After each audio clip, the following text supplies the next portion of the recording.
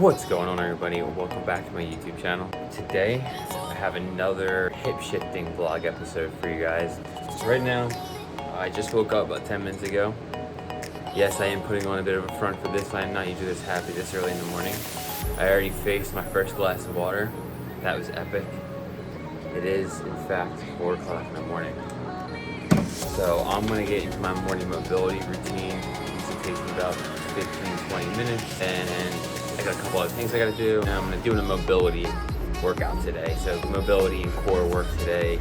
I trained legs yesterday, so I need a bit of a day off. So it's mobility, core today, some light cardio this afternoon, and I'm gonna take you guys through it. So I like to start my core mobility routine off with some cat camels with my arms flipped to get my wrist involved. I like to do my hip mobility circle. I'll link a video at the top. I also talk about this in the core mobility routine that I did a video on a few weeks back. I will also link that up at the top here. But I like to do some yoga poses, my hip mobility circle to get all aspects of the hips. And this is a really great way to start my day. What's up, everybody? I'm going to be taking you guys through a mobility routine that I've been doing to alleviate a lot of the tension, the pain, the things I've been dealing with my hips. Now, if you're new to the channel, new to me, I will put a link up here so you can check out my first couple of videos on this. But essentially what I've dealt with is I started to notice my hips were unbalanced, meaning when I would relax my body, my hips shifted to the right side. And it's crazy because it actually affects my shoulders a lot, and it's just a mess.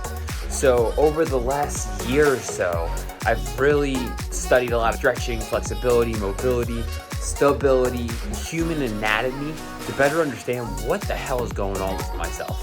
But not even just that, it made me realize that hip mobility is so important.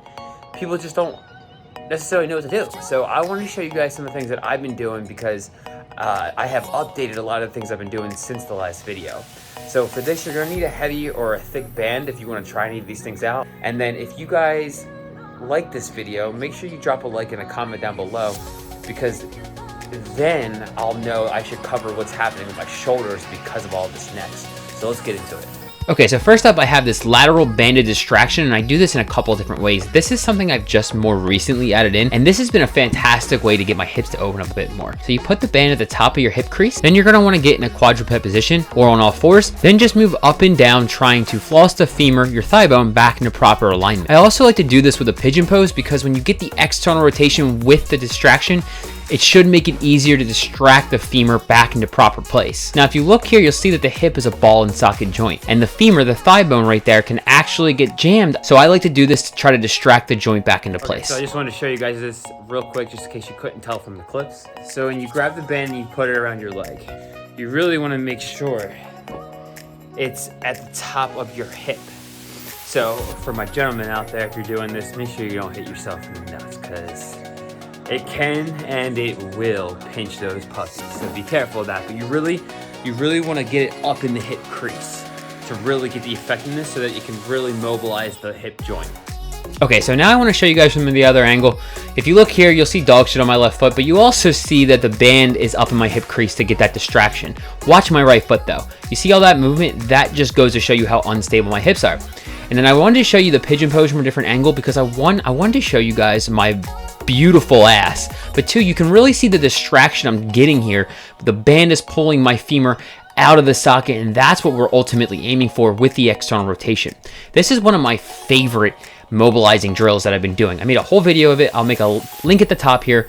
This is a banded hip lunge. This is awesome because it mobilizes the hip flexors. There's a difference between mobilizing a joint or muscle and stretching it. You want to mobilize when the muscle is stiff and not functioning properly, and that's the issue I'm getting with my hip flexors. Now we're going to get into some stability work. I like doing these Bosu balls, step up to reverse lunges. The Bosu ball is great for stability work. You can see how imbalanced I can be sometimes, the wobbling. I also like to throw these single leg RDLs in there sometimes just to work on single leg stability. Do the other side.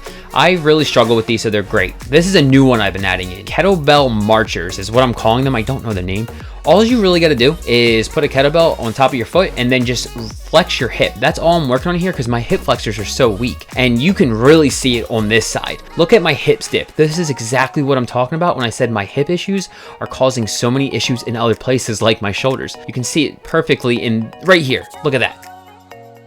All right, everybody. Well, I just wrapped up meal prepping after working for a couple hours today, so everything you saw from today was from this morning.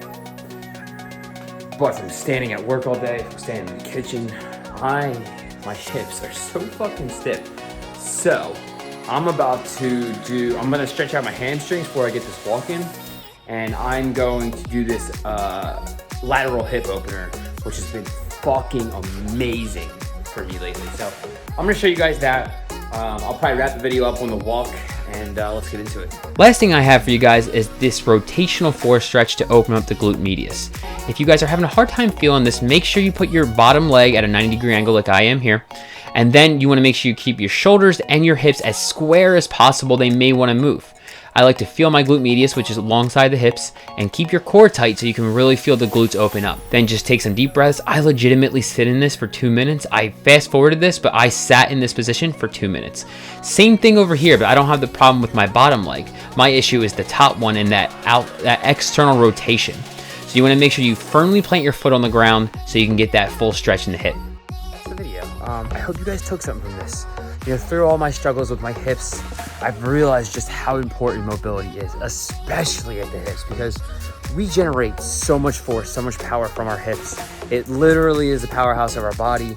There's so many muscles that contribute to the hips, and mobilizing them, making sure they're functioning properly is so important. So if you guys took anything from this video, please leave it a like, drop a comment down below, let me know what you want to see more of next, whether it be shoulder mobility, knee, ankle mobility, maybe you want to see more different kinds of hip mobility. Someone just said something to me about an anterior pelvic tilt. Maybe you have something like that. Let me know and I will cover it next or in the near future. And make sure you click one of these floating boxes, check out another video, hit subscribe, and I'll see you guys next time.